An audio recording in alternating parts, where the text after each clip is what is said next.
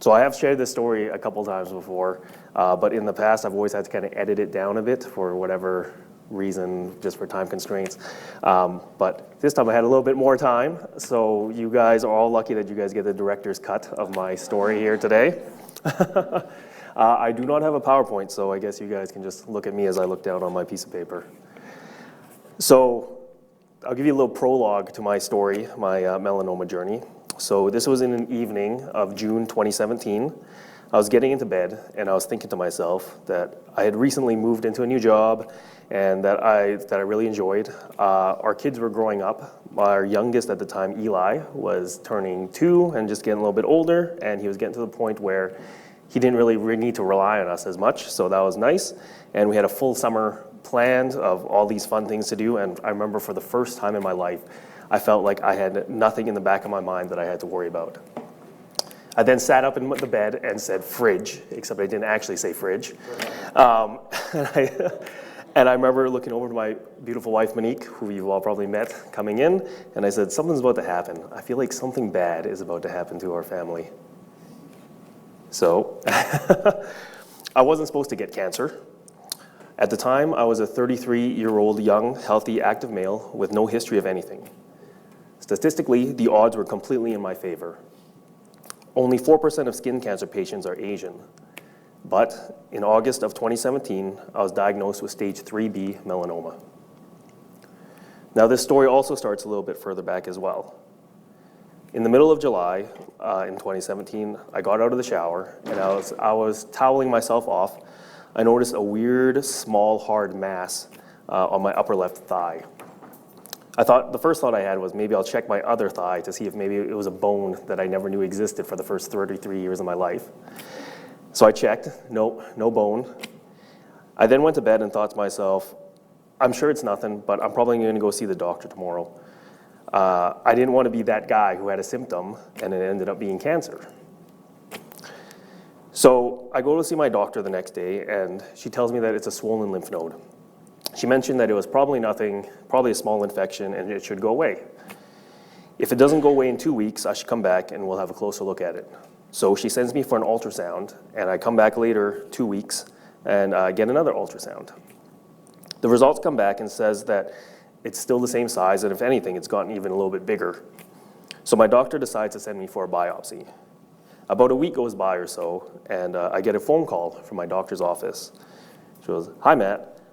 Your results are back from the biopsy, and the doctor is hoping to see you as soon as possible." "Sure, I can come by tomorrow if that's what she needs." "Well, the doctor isn't scheduled to see anybody until 3 o'clock today. Can you come by? She said she'll see you at 2:30. Do you think you'd come by within the hour?"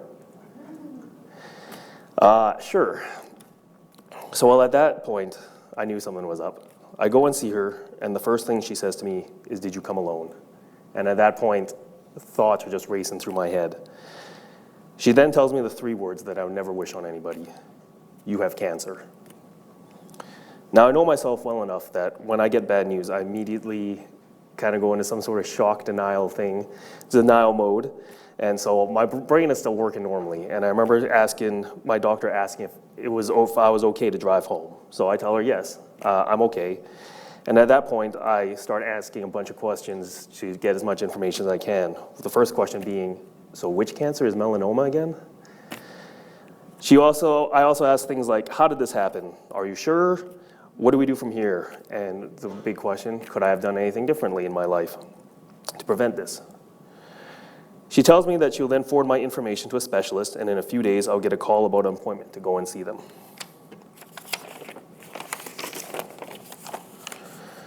So I leave my doctor's office, and still in shock, and I come home safely. I text Monique and tell her to come home first before picking up the kids at daycare.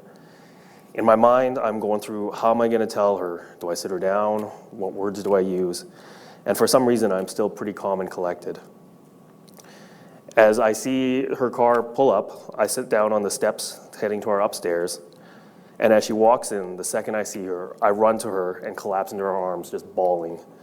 She asked me what's wrong, and I could barely utter the words through my sobs that I have cancer. Monique starts crying with me, and we are holding ourselves up in this giant puddle of tears. After what seems like forever, we both calm down enough that we sit together on the couch, and I tell Monique what I know, and we start coming up with a plan. A few days later, I get a call from the specialist's office, and I'm told that I have an appointment set up in 2 weeks from now. Of course, in my mind, I'm going, 2 weeks? I'm literally going to be dead in 2 weeks after being told I have cancer. In the past few days, I've already Googled every possible thing about melanoma, and I've read every good and terrible outcome, and I am pretty sure every terrible outcome is going to happen to me. As I've learned in my life, the squeaky wheel gets the grease. So for the next few days, I call the specialist's office every morning and every afternoon to see if there's a cancellation as soon as possible that I can take. I was very lucky that the nurses there were extremely kind and compassionate, and they were willing to take my call twice a day. On the second day, a nurse actually called me back at the end of the day and said, hey, there's a cancellation tomorrow. Do you want to take that spot? And I said, yes, I will be there for sure. So, as you're all familiar with, my appointment was at the K clinic at the university, and at the melanoma clinic once a week there. And in the span of 3 hours, Monique and I talked to a bunch of specialists. The dermatologist, Dr. Salapak, I'm sure you guys know, the surgeon, Dr. Dabbs, and the first time I get to meet Dr. Walker, one of many times. I kind of felt like it was one of those medical TV shows where everyone is kind of outside talking about the patients and they're kind of consulting. But then you never actually see the nervous patient sitting in the room kind of wondering what's going on and everything. So the first person to come see me is Dr. Salapak, and he comes in and examines me. He looks for any mole or skin discoloration that could be cancerous. He then tells me that short of a colonoscopy, he's looked everywhere and cannot find anything on me. He then asks if I've ever had any moles removed, which I tell him no. He proceeds to tell me then that 95% of the time, people come in here and then they have a mole that was removed that was positive for melanoma, or he finds a stage 1 or stage 2 mole or skin discoloration that they can determine where the cancer starts.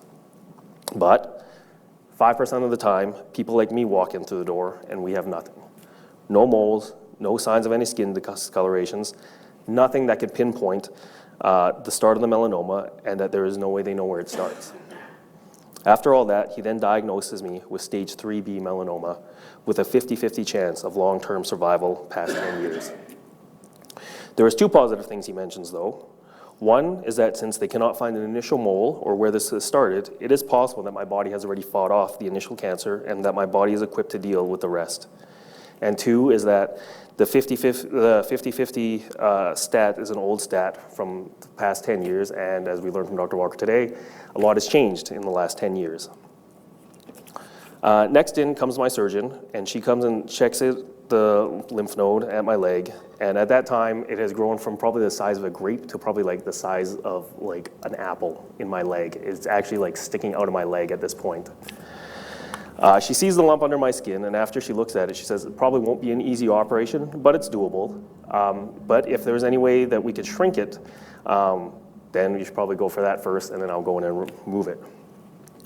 The next person I see after that is Dr. Walker, which I'm going to apologize in advance if I misquote you anyway. Okay, sure, all right. So at that point too, I also won't lie that I did not remember a single thing he said. After all that shock and everything going on, I had no idea what was going on, but I'm glad my health specialist, Monique, was there, so she knew exactly what the questions to ask and what exactly we should be looking for. So at the end of the day, we had 3 different options for my melanoma. One was surgery, one was interferon, and one was an immunotherapy clinical trial. So I could take as we saw in the presentation, I could take the interferon that could potentially shrink the lymph node and fight the cancer and then go in for surgery. The pros was that I could start pretty much right away on this interferon. The cons though was that the interferon is not super effective against melanoma long term. It was a drug that could buy me time, but there was a high chance of a relapse. I would also be invalid to enter the clinical trial for immunotherapy if it didn't work. The other option was that I could go for the surgery first and then leave it at that, or I could take the interferon afterwards. The best option, though, was that I could go in for the surgery to get my cancerous lymph nodes removed and then join the year-long clinical trial for immunotherapy. I have this entire bit about immunotherapy, but Dr. Walker basically covered it, so I'll just skip that part. So after seeing all the options available and piecing together the best ones, we decided on this. I would go in for a PET CT scan to see if the cancer has metastasized. Currently, we can only see the cancer in my lymph nodes, but it potentially could have spread further. Along the way, we would do another biopsy to confirm that I truly did have melanoma, since I was supposed to have like a low occurrence of melanoma in Asian people, which if it was, that probably would have been the worst mix-up ever. As well as we would do a BRAF test. I also have this part about BRAF, which I could probably skip. I feel Dr. Walker explained a little better than I probably could. Of course, the chances that I had a BRAF mutation was about 50-50, and I later found out that I was also on the lower end of having a BRAF mutation in my body. If the PET CT scan showed that the cancer was only in my upper left lymph nodes, I would be cleared for surgery and would be good to go into the clinical trial. But if the PET CT scan showed that the cancer had spread, we would have to come back and talk about completely different treatments and completely different options. After the plan was set up, we ended up leaving the clinic, and now we were ready to tell our families. We decided to hold off on telling our families and people until we had this appointment, because everybody would have had questions for us that we did not have the answers to. Of course, they knew something was up when we called them and said that we wanted to come over and talk to them. Lots of tears were shed as everyone started to learn the news. Even our kids were wondering, how come every time we visit somebody these days, they start crying? We started telling friends who would be very supportive to us, and we started talking to the people who saw us regularly and would probably notice that if I went in for surgery and started going to bed rest. It felt very surreal to tell people I had cancer, mostly because I didn't feel any different. The only thing I had was this weird lump coming out of my leg that seems to be getting bigger and bigger by the week. But all I could ever imagine was that this lump in my leg was spreading cancer throughout the rest of my body. But a plan was in place, and we were waiting to see what the next steps would be. I'm not sure if any of you are familiar with Tom Petty, the singer. Well, he has a song called The Waiting, and the line is actually, the waiting is the hardest part. And I think that is probably like the most accurate thing ever. A week after I got the biopsy done, which confirmed I actually did have melanoma, and after waiting forever and ever, I found out that I didn't have BRAF, which made sense. And then also it turns out there was 2 PET CT scan machines in Edmonton, and one of them was down for a week. So there was a huge backlog for scans, and it took me about a month to finally get my spot in line. At that time, I also continued my education on Google search, continuing to learn all about melanoma and everything that I could find. So it was then that I actually found the MNC, and they had a ton of information on their website, especially what was going on in Canada about melanoma. And I learned more as I was kind of going on the page, but there was also a forum to discuss things. It wasn't the most active forum around, but I thought I'd give it a shot. So I signed up, and I posted a quick summary of my story and just checked to see if anybody would respond. And well, lo and behold, actually within an hour, Annette, the chair of the MNC, if you know her, responded to my post. She answered some of my questions and offered a lot of supporting advice. She then told me what the MNC had to offer for resources and actually sent me the booklet I think you guys all got today for more information. And it was really nice to have somebody reach out to me and share more information for me. So I finally got my CT scan done on Tuesday, and I was told to come back next Friday for an appointment with Dr. Walker to go over the results. I'd already waited a month, and I was thinking, well, you know what, a week and a half? I can wait a week and a half for this. Well, 3 days go by, the first Friday pops up, and I get a call from the Cross Cancer probably a little bit after 10 a.m., and they say, hi, Matt, we're just wondering if you're in the building for your appointment at 10 a.m. And I'm like, what? I thought my appointment was next Friday. And they're like, no, it's today at 10 o'clock. And I was like, okay, I can still make it. Just give me 10 minutes. I will get in the car, and I'll get there right away. So I called Monique at work, and at that time, one of her coworkers actually picked up the phone because she was in a meeting. And I remember her coworker asking, is this an emergency? I can go get her. And in my mind, I was like, is this an emergency? Should I actually call her out of the meeting? And at that point, I was like, no, this is one of those emergency times. This is definitely an emergency. Yes, can you please go get her? So she gets back to the phone and says she's going to run to catch the LRT and get to the Cross as fast as she could. So I rush over to the Cross and go see Dr. Walker, and the first thing he says to me is, well, I have some good news. Of course, the biggest wave of relief hits me. The cancer had not spread further, and the PET CT scan only showed positive, I guess, on my upper left thigh. I call Monique and I tell her that she does not need to rush, as it's good news, and we will wait for her to get here before we proceed with the plan. So a surgery date has been set, and after getting things in order with work, I was ready to head for surgery October 5th. The morning of October 5th, I started preparing for surgery, doing the basic stuff, not eating and not drinking after a certain amount of time. Monique's parents came over and started watching our kids, and we headed to the Misericordia for surgery. My surgery time was set for 8:30 a.m., so we had to be at the hospital by 7 a.m., which I thought was perfect because we actually got the best parking spot there was there. We get to the surgery unit, and I get undressed, and we wait. And then, of course, the nurse comes in and gives me a Sharpie and asks, mark the leg that the surgeon actually needs to remove the lymph node on with a yes, and then mark the one that he's not supposed to touch with a no. So, just a side story, in my haste, I was like, oh, all right, well, I know better than this nurse. I'm just going to put an X on the bad leg and put a check mark on the good leg. And at that point, too, I was like, wait a minute, what if the X is like can be misinterpreted? So I should probably listen to her instructions. So I then scribble out the X and the checks, and I write yes and no on the correct legs, which is an error I had to live with for a good 2 months because that Sharpie was not coming off anytime soon. So when the time comes for surgery, I lay down in bed and they wheel me into the surgery room.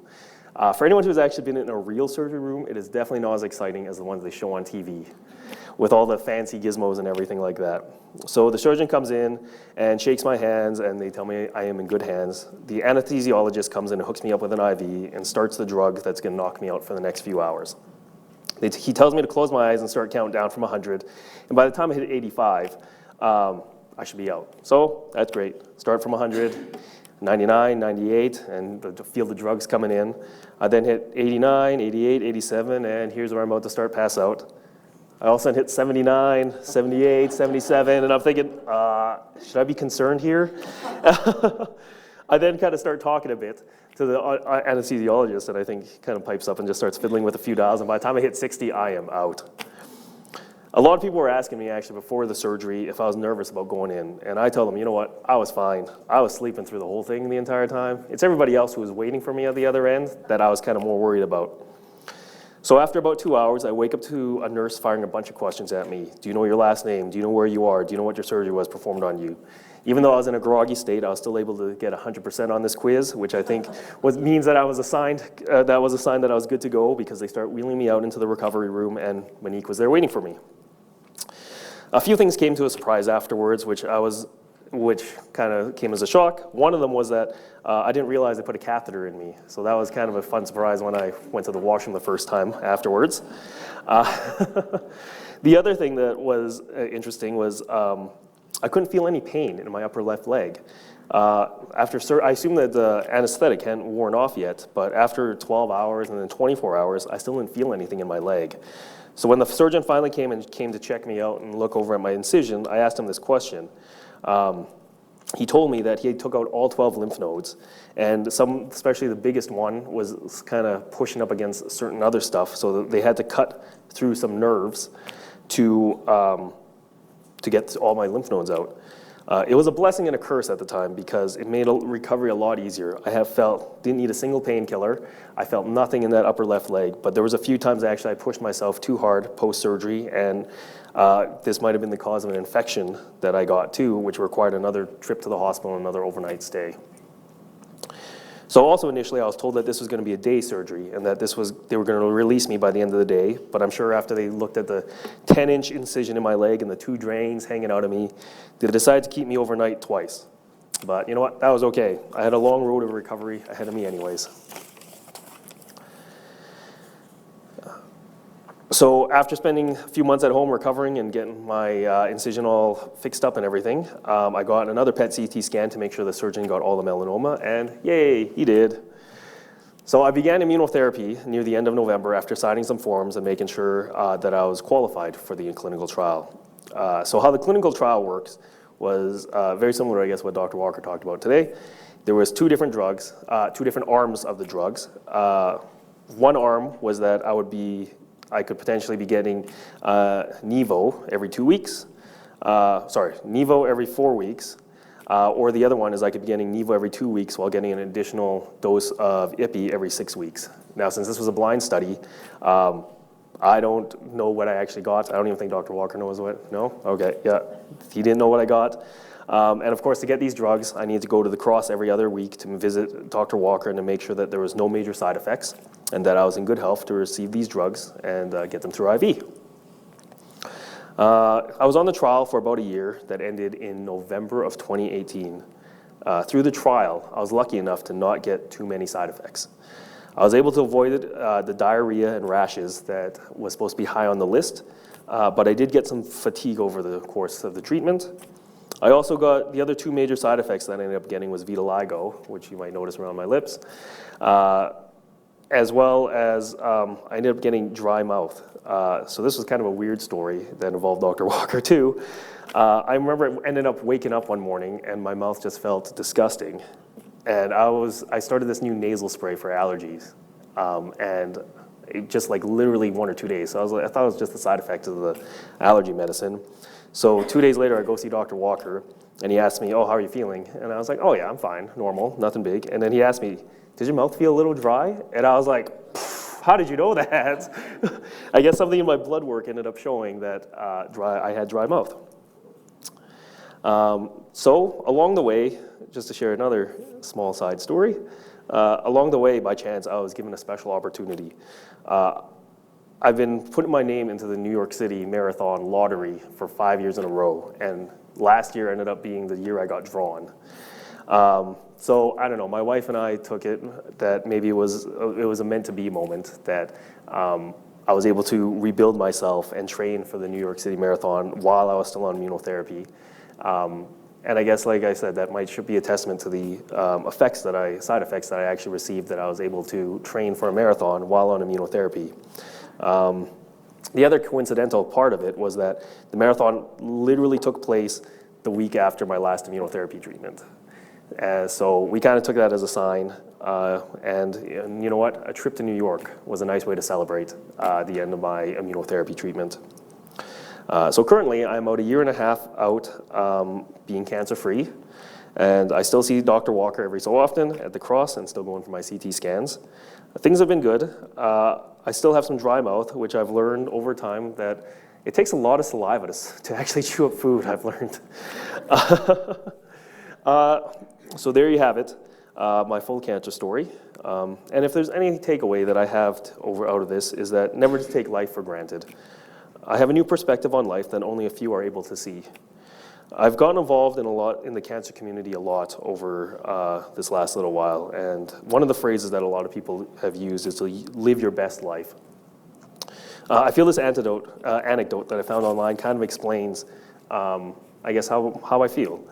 A woman who is diagnosed with terminal cancer is being interviewed by a journalist, and she said, the journalist asked her, how does it feel waking up every morning knowing that you're going to die? And her response is, how does it feel waking up every morning pretending that you're not? These days, I try not to sweat the small things too much, and I try to take care of myself a little bit more, and I always make what is important to me a priority, and I guess after cancer, that's all you can be. And I'm really lucky that I get to be that yellow guy up on the screen. And there you go. That's my story.